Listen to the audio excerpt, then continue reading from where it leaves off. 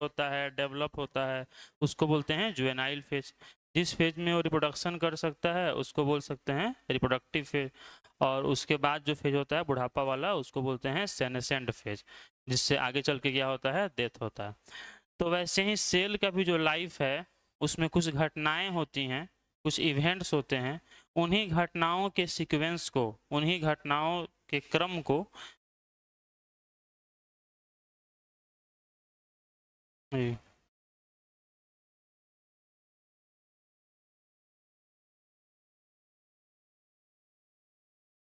समझ, ठीक है। तो जो भी घटनाएं होती हैं उनके सीक्वेंस को क्या बोलते हैं, सेल साइकिल बोलते हैं। उसी को क्या बोलते हैं, सेल साइकिल बोलते हैं।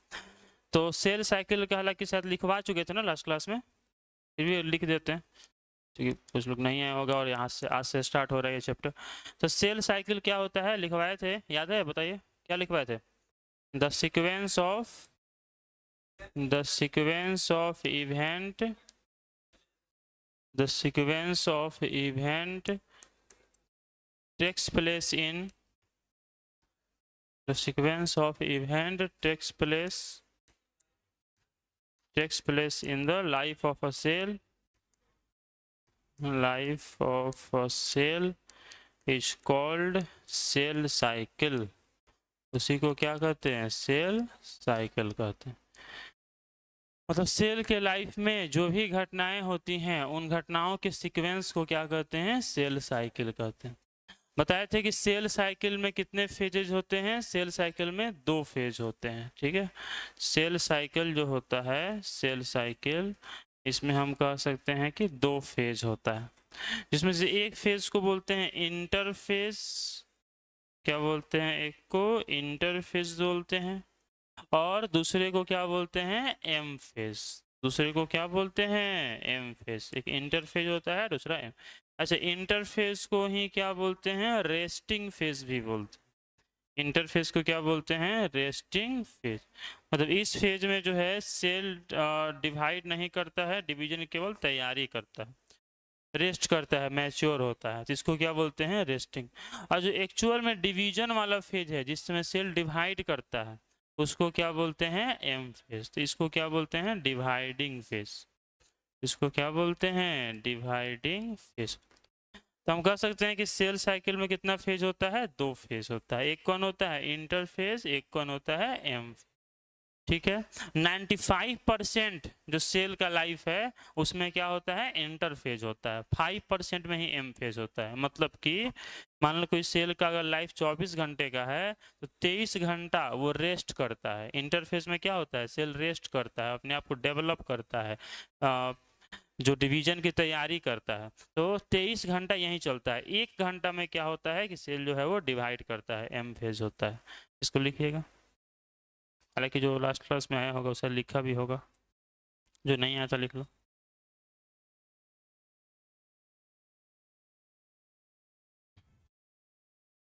क्लास नहीं छोड़ेगा, ये बहुत इंपॉर्टेंट चैप्टर है, सबसे इंपॉर्टेंट चैप्टर है ये, द बेसिक चैप्टर एकदम, जिसका यूज हर एक चैप्टर में आएगा।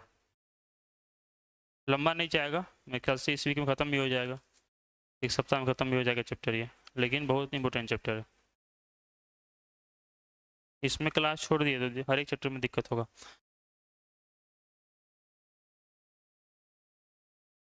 एनसीईआरटी पढ़ लिया सेल चैप्टर का, टेस्ट किए थे आप लोग, टेस्ट हुआ था ना, बना ली सारा क्वेश्चन। कितना क्वेश्चन का टेस्ट हुआ, 30 क्वेश्चन था, 50 क्वेश्चन था, कितना क्वेश्चन नहीं बना था, कितना बन गया था फिर भी। कुछ लोग तो पढ़ा ही नहीं है पूरा चैप्टर भी, है ना, कुछ लोग पूरा चैप्टर पढ़ा ही नहीं है।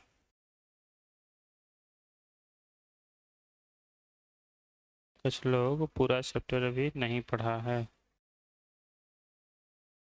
हाँ, वैसे 2 बजे से बायोलॉजी चल रहा है, 2 बजे से बायोलॉजी स्टार्ट हुआ ये चैप्टर, मतलब इसके पहले वाला चैप्टर सेल चैप्टर। हालांकि उसमें 8-10 क्लास निकल चुका है, मतलब प्रोकैरियोटिक सेल हो चुका है, यूकैरियोटिक सेल आज से पढ़ाई होगा, तो जिसको पढ़ना हो आके पढ़ सकता है। उसे करवा देंगे, इस बैच में भी करवा देंगे, लेकिन अगर किसी को टाइम है, उस टाइम में आसपास कोई रहता है 2 बजे भी आ सकता है। 2 से 3 बायोलॉजी होता है, यहाँ पे नहीं होता है, बगल वाले क्लास मतलब इधर से जाओगे तो सामने आपको मालूम चल जाएगा बायोलॉजी कहाँ होता है, इंग्लिश मीडियम बायोलॉजी तो इधर क्लास में होता है। 1 बजे छुट्टी होता है, 1 बजे छुट्टी होता है। क्या क्या पढ़ते हो? 7, अभी 8 से 9, अच्छा 8 बजे क्लास स्टार्ट होता है तुम लोग का। 8 से 9 बायोलॉजी, 9 से 10 फिजिक्स, 9 से 10 केमिस्ट्री, उसके बाद अच्छा इंग्लिश भी होता है इसलिए।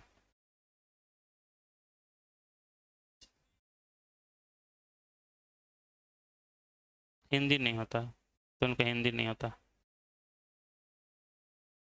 हिंदी 12th में होगा। चलो हो गया, लिख लिए?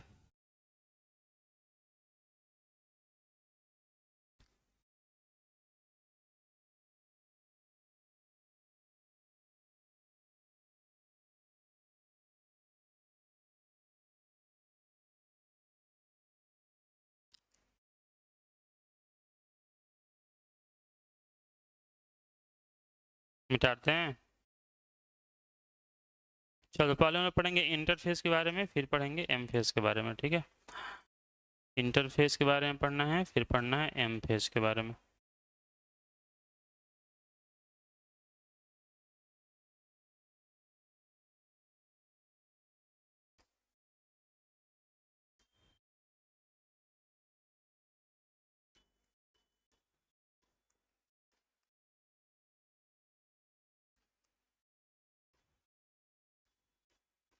इंटरफेस, ठीक है, इट इज कितना परसेंट होता है ये? 95% of total cell cycle. Cell cycle का जो है ये 95% होता है, ठीक है? इस फेज में क्या होता है? इस फेज में क्या होता है? इन दिस फेज, इस फेज में सेल डेवलप्स, सेल डेवलप करता है, मैच्योर्स, सेल मैच्योर होता है, एंड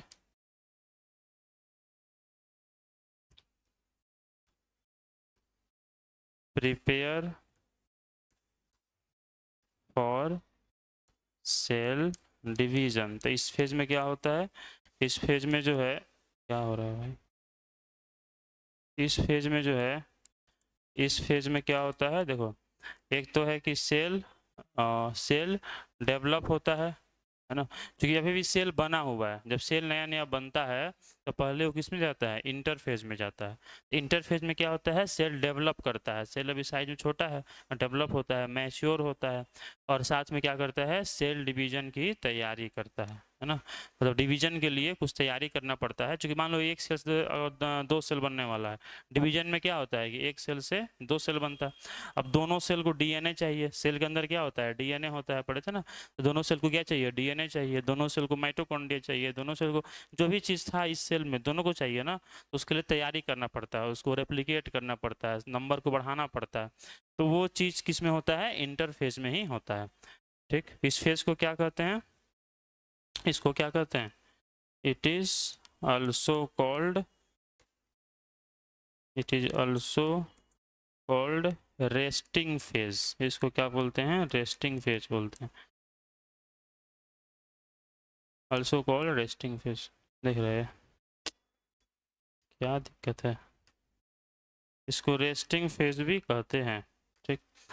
और इंटरफेज जो है इसको फिर बांटा गया है 3 पार्ट में, मतलब 3 फेज में इंटरफेज को बांटा गया है। तो इट इज फर्दर, ऐसे ही होता है यार क्लास में, खाली मेरे में होता है ऐसे? सब क्लास में ऐसे होता है? मतलब केमिस्ट्री में, फिजिक्स में, बाकी सब में? हाँ। हम्म, लगता है बोर्ड जब नया नया खुलता है ना तो ऐसे लैग करता है, धीरे धीरे सही हो जाता है। क्या हुआ? It is further divided into, बोल के लिखवा देते हैं इससे बढ़िया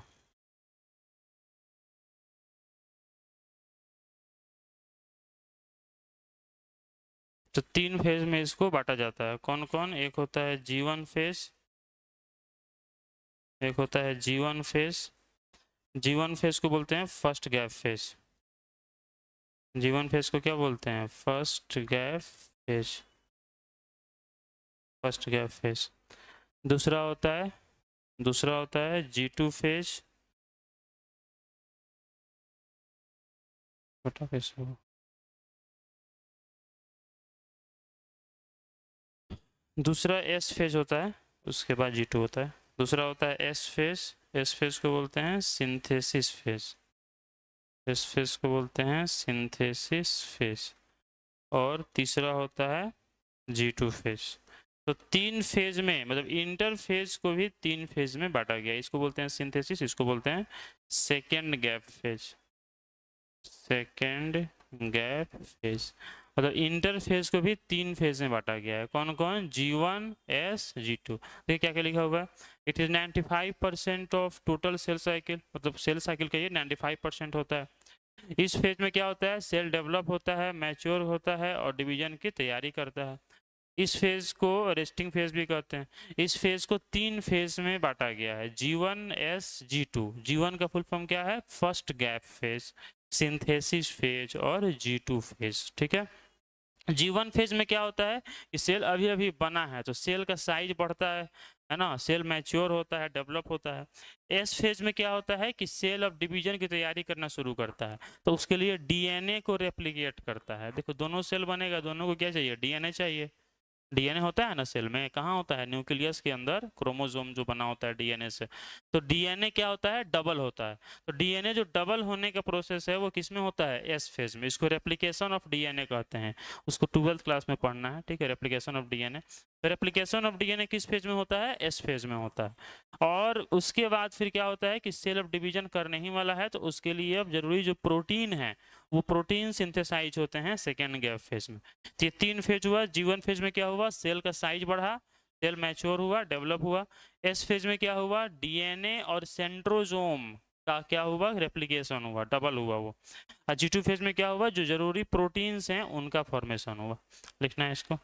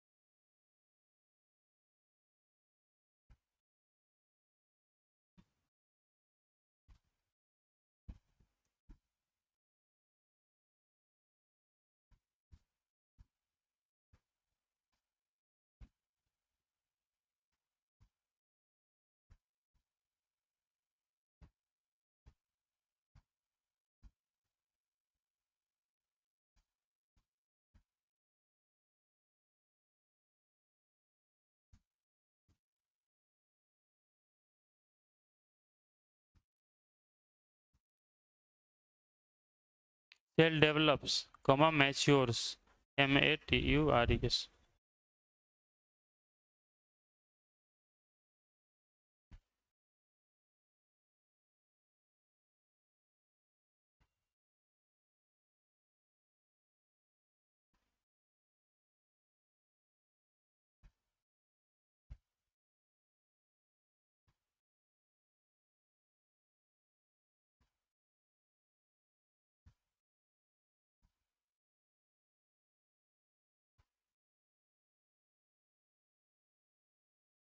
हो गया।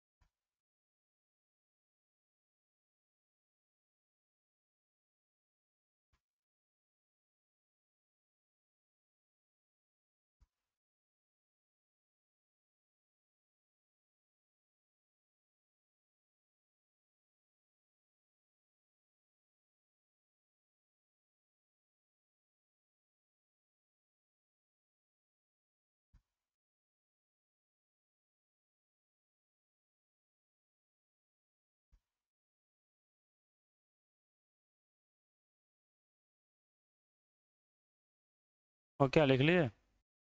फर्स्ट लिख ऐसे जी, first gap phase, G1 phase.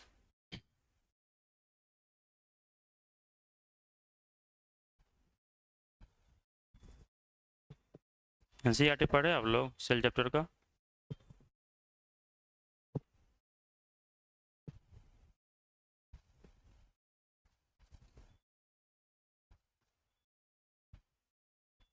क्या बोले हैं, G1 फेज में क्या होता है, सेल का साइज बढ़ता है और सेल जो है वो डेवलप होता है। एस फेज में क्या होता है, डीएनए डबल होता है और सेंट्रोजोम डबल होता है।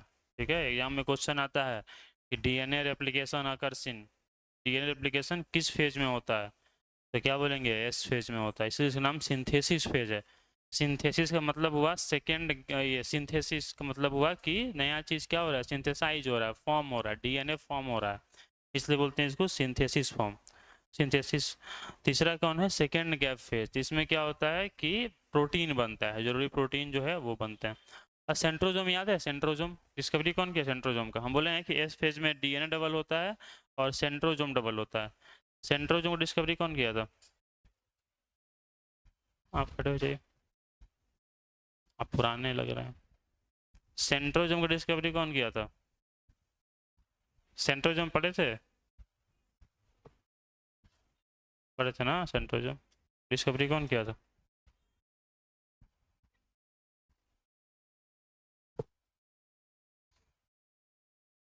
अच्छा, सेंट्रियोल का स्ट्रक्चर याद है?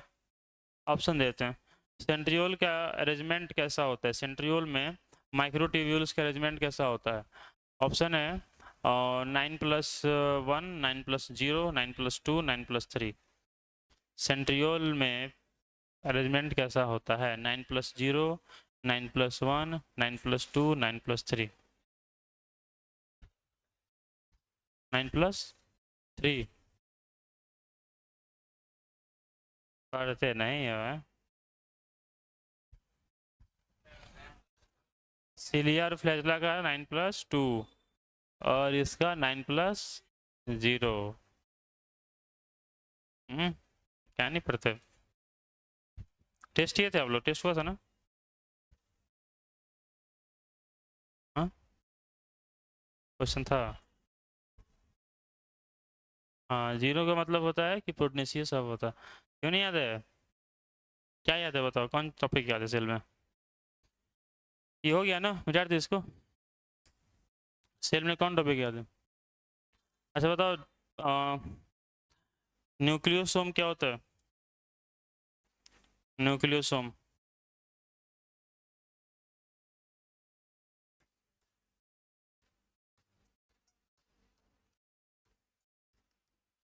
न्यूक्लियोसोम बताइए।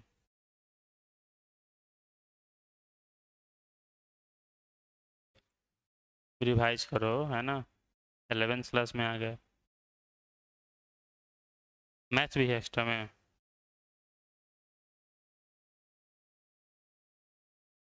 बैठ जाओ, रिवाइज किया कीजिए, रिवाइज नहीं कीजिएगा, बहुत लंबा चौड़ा सिलेबस है 11th 12th का, सब भुला जाएगा ऊपर से नीचे से सब।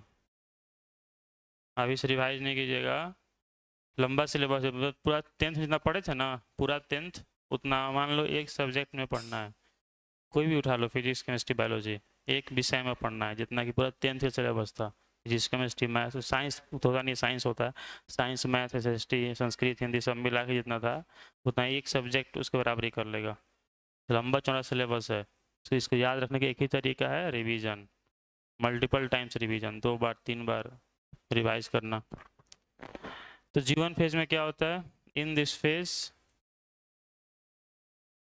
in this phase size of cell increases,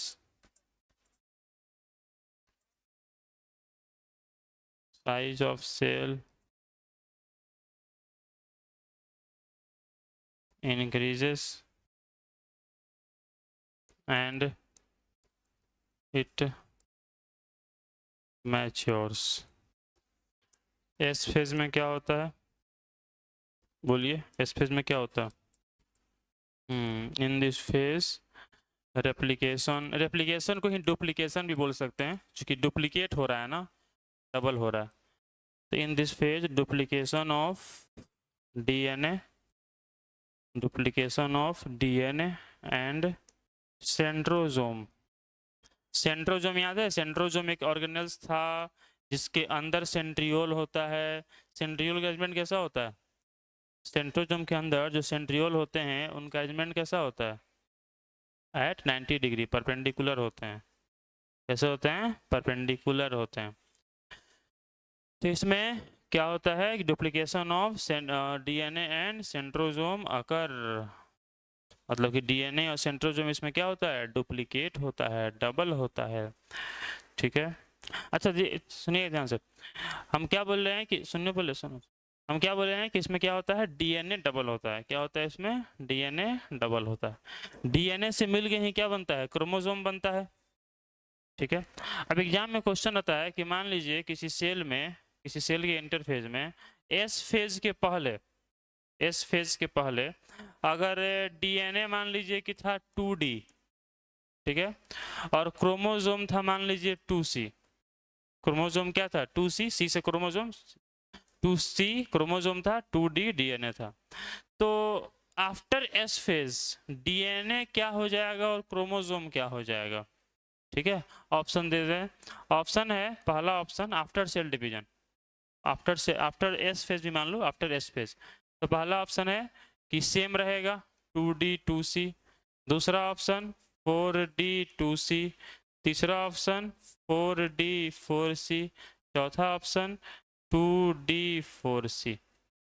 बताओ इसमें से कौन सा सही है? देखो एस फेज के पहले क्या था? डीएनए कितना था? 2D। डीएनए कितना था? 2D। क्रोमोसोम कितना था? 2C। तो आफ्टर एस फेज डीएनए और क्रोमोसोम कितने होंगे? 2D 2C 4D 2C 4D 4C 2D 4C। 2D, देखो एक में आवाज नहीं मिला, अपने हिसाब से सोच के बताओ क्या होना चाहिए। 2D डीएनए है और 2C क्रोमोसोम है, तो सेल डिवीजन एस फेज के बाद 2D से क्या होगा और 2C से क्या होगा? 2D से 2D से देखो डीएनए डबल होता है ना, तो डीएनए तो श्योर है कि 2D है तो 4D हो जाएगा। इसमें अभी ना लिखे हैं कि duplication of DNA and centrosome, अगर सेंट्रोजोम लिखे हैं, क्रोमोजोम नहीं लिखे हैं, तो सेंट्रोजोम, तो 2D से तो 4D हो जाएगा। बताना यह है कि 2C से 2C रहेगा कि 4C रहेगा, तो आंसर ये है कि 2C से 2C ही रहेगा। मतलब इसका सही आंसर है 4D 2C। मतलब कि डीएनए डबल होता है, क्रोमोसोम डबल नहीं होता है। ये बात ध्यान रखना कि जब सेल डिवीजन, जब एस फेज खत्म होता है तो डीएनए डबल होता है, क्रोमोसोम उतना ही रहता है। क्रोमोसोम नॉर्मल ह्यूमन सेल में कितना होता है? 23 पेयर होता है ना, 46 क्रोमोसोम 46, 23 पेयर, तो क्रोमोसोम उतना ही रहता है। डीएनए क्या हो गया? डबल हो गया। ठीक है ना, याद रखना है ये बात कि डीएनए 2D से 4D, या मान लो अगर D है तो 2D हो जाएगा, मतलब इसका मतलब नहीं है, मतलब इस तरह से क्वेश्चन पूछा था एक बार इसलिए। बाकी इसका कुछ फॉर्म जो है एनसीईआरटी में भी दिया हुआ है, पढ़ो तो मिल जाएगा उसमें। इस तरह से पूछा हुआ था एक बार, है ना, कि 2D 2C है, तो 2D है तो क्या हो जाएगा? 4D, जितना भी D रहेगा वो डबल हो जाएगा। क्रोमोसोम में कोई परिवर्तन नहीं होगा, क्रोमोसोम जैसा है वैसे ही रहेगा। समझ गया? इसको मिटा देते हैं।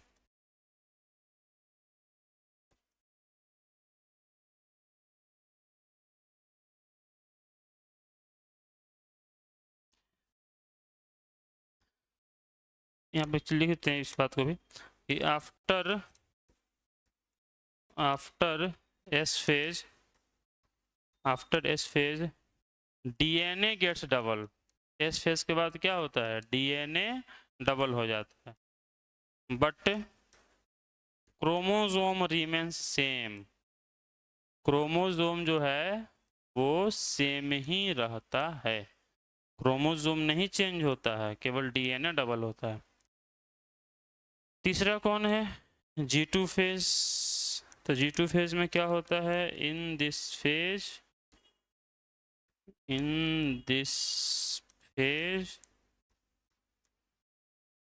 सिंथेसिस ऑफ प्रोटीन अकर।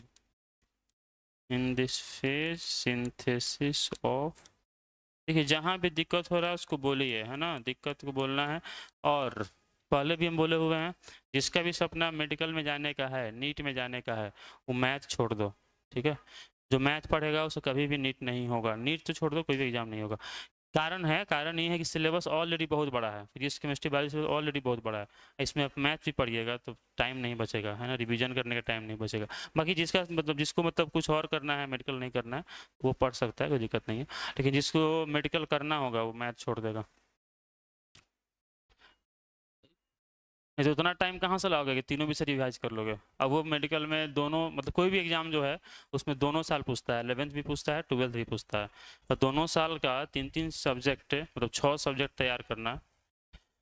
हाँ, एक साल का 3-3 6 हुआ, साथ में बोर्ड भी है, वो बोर्ड के लिए याद भी करना पड़ता है, रटना भी पड़ता है 12th में, तो नहीं संभव हो पाता है, उतना टाइम नहीं मिल पाता है। जिसको भी थोड़ा भी सब चीज़ है कि हमको मेडिकल में ही जाना है, किसी भी फील्ड में मेडिकल में, चाहे वो मतलब नीट से लेके ICAR BCEC कोई भी एग्ज़ाम दे के मेडिकल फील्ड में ही जाना है, उसके लिए मैथ लेना कोई होशियारी वाला बात नहीं है।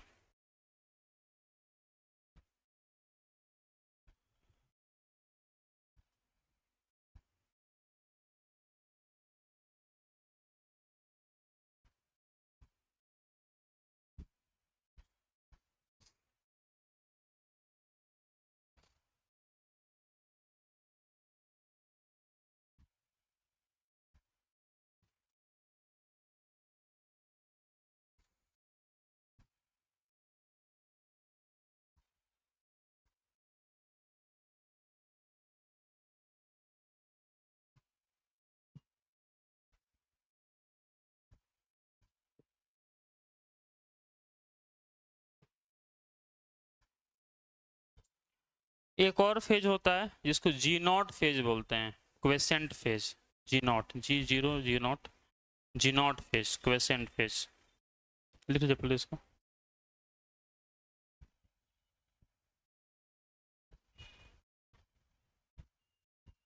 लिख लिए, समझ समझ के लिखना है, कहीं भी दिक्कत हो तो पूछना है, वैसे छापना नहीं है क्या। इसलिए लेट लग रहा है।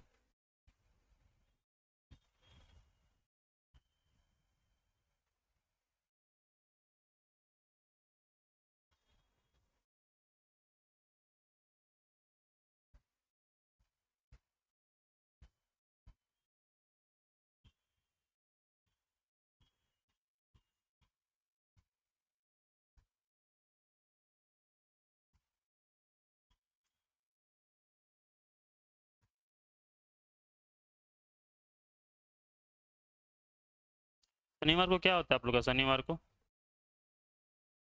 टेस्ट होता है। क्योंकि 11th का बायोलॉजी जो है ना काफ़ी फास्ट है, बड़ा है ना, 12th के तुलना में। अब देख लो चैप्टर अगर नंबर ही देखा जाए तो चैप्टर का नंबर 12th 11th की बायोलॉजी में 19 चैप्टर है, 19-20 चैप्टर है, जबकि 12th में केवल 13 चैप्टर है, 13, मतलब 6 चैप्टर कम है। इसके अलावा भी देखा जाए अगर तो जो भी चैप्टर 11th का है उसमें ज़्यादा टाइम लगता है, ज़्यादा कॉन्सेप्ट है एज़ कम्पेयर टू 12th का चैप्टर। 12th में 13 में से 5 ही चैप्टर ऐसा है जो समझना पड़ता है, बाकी सब थ्योरेटिकल चैप्टर है। और 11th में ऐसा है कि सारा चैप्टर जो है वो कंसेप्चुअल ही है, मतलब कुछ उसमें थ्योरी कम है, समझने वाला चीज़ ज़्यादा है, टाइम ज़्यादा लगता है। तो 11th का बायोलॉजी जो है थोड़ा वास्ट है 12th के तुलना में, है ना, तो इसमें थोड़ा और ध्यान से पढ़ना पड़ेगा। हो सकता है कि आगे चल के शनिवार में भी बायोलॉजी का क्लास रहेगा, और मतलब बाकी सब विषय तो 5 दिन ही होता है ना, मंडे टू फ्राइडे, सैटरडे में टेस्ट होता है, बाकी सैटरडे को भी बायोलॉजी का क्लास रहेगा, चूँकि तभी सिलेबस कंप्लीट हो पाएगा, अगर नहीं हो पाएगा। लिख लिए, लिख लिए, ठीक है। तो ये था, हाँ, एक फेज़ और होता है, इसको बोलते हैं G0 फेज़ या क्वेसेंट फेज़। बहुत बार क्या होता है ना कि सेल को डिवीजन नहीं करना होता है, हर एक सेल को डिवाइड करने की आवश्यकता नहीं होती है, और हर एक सेल डिवाइड करता भी नहीं है। ठीक है, हम लोग के बॉडी में बहुत टाइप के सेल हैं, तो सभी सेल डिवाइड नहीं करते हैं। ठीक है, अब उसका 2 कारण है। पहला कारण ये है कि कुछ सेल को हमेशा डिवाइड करते रहने की ज़रूरत नहीं पड़ती है, एक बार बन गया तो उसका लाइफ साइकिल है और वो डिवाइड नहीं करता है, आराम से रेस्ट करता है। दूसरा क्या है कि बहुत सारा सेल जो है वो डिवाइड करता ही नहीं है, मतलब कुछ सेल ऐसा है जो कि डिवाइड करता है लेकिन हमेशा नहीं करता है, जब जरूरत पड़ता है तब करता है। कुछ सेल डिवाइड करता ही नहीं है। जैसे दोनों का बताएं एग्जाम्पल क्या होगा, तो वैसे सेल जो डिवाइड नहीं करते हैं उसमें आ जाएगा blood cell, RBC, WBC, platelets, जो ये ब्लड के सेल्स होते हैं ये डिवीजन नहीं करते हैं। तो फिर नए सेल कहाँ से आते हैं? हमको पता है कि सभी नए सेल किससे आते हैं? पुराने सेल से आते हैं। पढ़े थे ना सेल थ्योरी, ओमनी सेलुला सेलुला, ये सभी नए सेल पुराने सेल से आते हैं।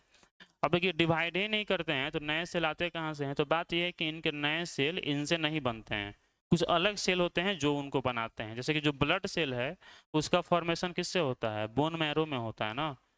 बोन मैरो जो है, बोन मैरो में स्टेम सेल्स होते हैं, वो स्टेम सेल डिवाइड करके बनाते हैं ब्लड सेल्स। तो ब्लड सेल खुद डिवाइड नहीं करते हैं, ब्लड सेल जो है वो किससे बनते हैं? स्टेम सेल से बनते हैं।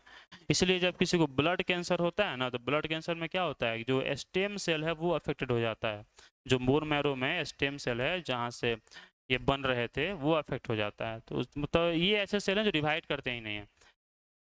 और हार्ट का सेल हो गया, लीवर का सेल हो गया, किडनी का, ये सब सेल हमेशा डिवाइड नहीं करते हैं, जब जरूरत पड़ता है तब। कौन? बड़े? ब्रेन, अच्छा ब्रेन, हाँ ब्रेन का सेल तो करता ही है। ब्रेन का सेल क्या है? नर्व सेल है। ब्रेन में जो सेल है वो कौन? न्यूरॉन है। न्यूरॉन डिवाइड करता है। क्या होता है? तो कहना क्या चाहते हैं? सवाल पूछो। नहीं। कैंसर क्या है? कैंसर क्या है? कैंसर क्या है? कैंसर में ट्यूमर बन जाता है। क्या बनता है? ट्यूमर। ट्यूमर जानते हो? जानते हो ट्यूमर क्या होता है? मास ऑफ अनडिफ्रेंशिएटेड सेल, कि सेल होते हैं जो अनडिफ्रेंशिएटेड होते हैं, मतलब सेल का गुच्छा बन जाता है, उसी को क्या बोलते हैं? ट्यूमर। ये सेल डिवीजन होने से नहीं, एक्सेस सेल डिवीजन होने से होता है। तो बोले कि सेल डिवीजन नहीं होता है तब कैंसर होता है, इसका उल्टा होता है। जब बहुत ज़्यादा सेल डिवीजन हो जाता है तो सेल ढेर सारा हो जाता है एक ही जगह पे, तो उसी को मतलब मास ऑफ सेल बन जाता है, गुच्छा बन जाता है सेल का, उसी को क्या बोलते हैं? ट्यूमर बोलते हैं। और ट्यूमर भी दो टाइप का होता है, बेनाइन, मैलिग्नेंट। बेनाइन मतलब हुआ जो कैंसर नहीं है, अब मैलिग्नेंट हुआ जो कैंसर है। मतलब ट्यूमर कहीं हुआ है जरूरी नहीं कि वो कैंसर ही है, ट्यूमर कैंसर हो भी सकता है, नहीं भी हो सकता है। बेनाइन ट्यूमर है तो कैंसर नहीं है। जैसे कि मान लो गिल्टी होता है, तो गिल्टी भी क्या है? ट्यूमर है, लेकिन क्या वो कैंसर है? नहीं है। तो ट्यूमर सारा कैंसर नहीं होता है। ट्यूमर बनता है क्यों है? एक्सेस सेल डिवीजन से। सेल डिवीजन बहुत ज़्यादा जब होने लगता है तब। अब उसका भी कारण है कॉन्टैक्ट इनहिबिशन फेल हो जाता है। 12th क्लास में पढ़ोगे थोड़ा बहुत से कैंसर के बारे में। तो ट्यूमर से आप देखो, दोनों ट्यूमर को पहचानने का भी तरीका होता है। जैसे मान लो अगर बेनाइन ट्यूमर है, मतलब कैंसर ट्यूमर नहीं है, तो वो ट्यूमर में दर्द नहीं होगा। वो ट्यूमर अगर जहाँ होगा वहाँ दर्द नहीं होगा। इसके अलावा वो बॉडी में फैलेगा नहीं, तो जहाँ पर है वहीं पर रहेगा। उसके अलावा वो टच करने पर भी वो जो है रेगुलर शेप का होगा, उसके आसपास ब्रांचेज नहीं होंगे। जबकि जो मेलिग्नेंट ट्यूमर है, कैंसर वाला ट्यूमर है, उसमें दर्द होगा जनरली। उसके अगर मान लो यहाँ पर ट्यूमर है, उसके आसपास भी टच करेंगे ना तो ब्रांचेस दिखेगा, कड़ा कड़ा टाइप का लगेगा कुछ ब्रांच निकला हुआ है इसका। इसके अलावा वो बॉडी में फैलेगा, एक जगह जहाँ से बन गया है दोबारा ब्लड से पूरा बॉडी में फैलना शुरू हो जाएगा, तो खतरनाक हो जाता है ना। वही सबसे खतरनाक चीज़ है कि वो बॉडी में फैलता है, और बेनाइन ट्यूमर बॉडी में फैलता नहीं है। ठीक है। तो हाँ, तो हर एक सेल डिवाइड नहीं करता है। तो जिस सेल को डिवीजन नहीं करना होता है, मान लो लीवर का सेल, किडनी का सेल, इस सबको बहुत बार डिवीजन की जरूरत हमेशा नहीं पड़ती है। तो ये एस फेज में जाते ही नहीं है, जी1 फेज में जाते हैं, डेवलप हो जाते हैं, अपना साइज बढ़ा लेते हैं, और फिर लौट जाते हैं जी0 फेज में। तो जिस फेज में ये अरेस्टेड रहते हैं वो सेल एक्टिव तो है लेकिन डिवीजन की तैयारी नहीं कर रहा, उस फेज को क्या बोलते हैं? क्वेसेंट फेज बोलते हैं, जी0 फेज बोलते हैं। मान लो एग्जाम में क्वेश्चन आएगा कि किसी सेल को अगर डिवीजन नहीं करना है तो वो किस फेज के बाद रुक जाता है, किस फेज में इंटर नहीं करता है? तो आंसर है कि जी1 फेज के बाद रुक जाता है। अगर कोई भी सेल एस फेज में इंटर कर गया तो वो डिवीजन करेगा। जिस सेल को डिवीजन नहीं करना है वो जी1 फेज में ही रुक के जी1 फेज के बाद जी0 फेज में आ जाएगा, क्वेसेंट फेज में आ जाएगा, आराम करेगा, एस फेज में नहीं जाएगा। ठीक है। ये क्वेश्चन पूछता है कि सेल को डिवीजन नहीं करना है तो सेल किस फेज में इंटर नहीं करता है? एस फेज में इंटर नहीं। ये ऐसे पूछता है कि which step ensures the division of cell, मतलब कौन सा स्टेप जो है वो इंश्योर करता है कि सेल डिवाइड करने वाला है। ऑप्शन हो जाता है इसमें entering into S phase, entering into G two phase, इस तरह से। तो क्या हो जाएगा? Entering into S phase. अगर कोई भी सेल एस फेज में इंटर कर रहा है, क्या हो गया? एस फेज में इंटर कर रहा है मतलब वो क्या हो गया? डिवीजन करेगा। बुझा रहा है ना बात? तो लिख लीजिएगा।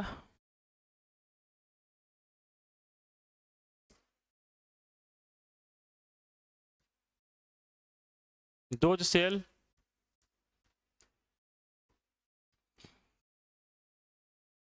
which have no need of division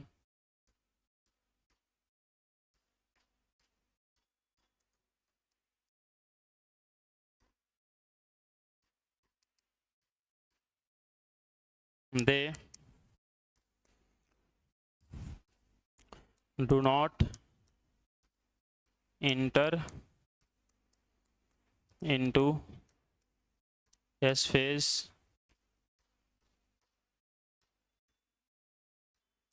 They complete G1 phase. They complete G1 phase and they complete G1 phase and enters into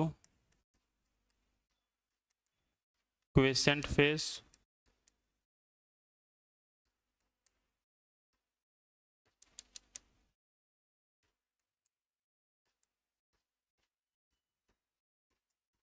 इसको जी नॉट फेज भी कहते हैं। In G naught phase cell is metabolically active but do not perform cell division. Cell इसमें active तो है लेकिन division नहीं करता है।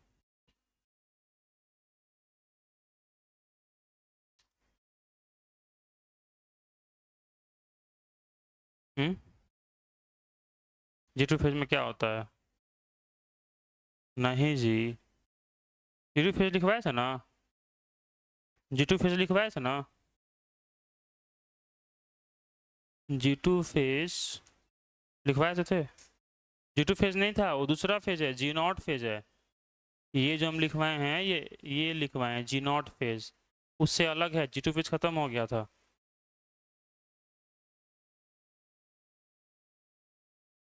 कौन? ये quiescent, quiescent phase, G naught phase भी बोलते हैं।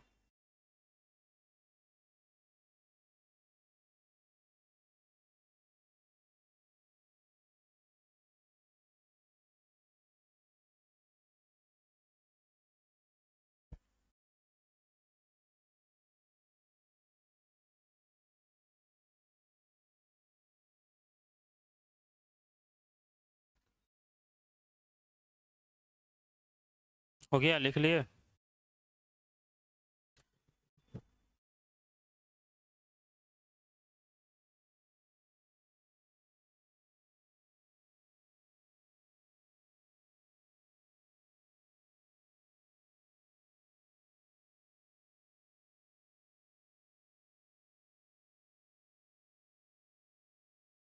हो गया, मिटा दें।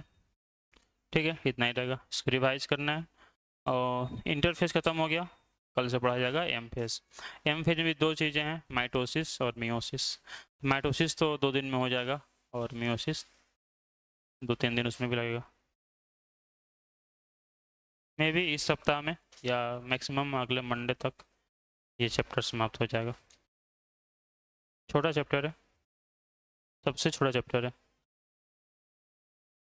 नहीं, केवल यही एक छोटा चैप्टर है।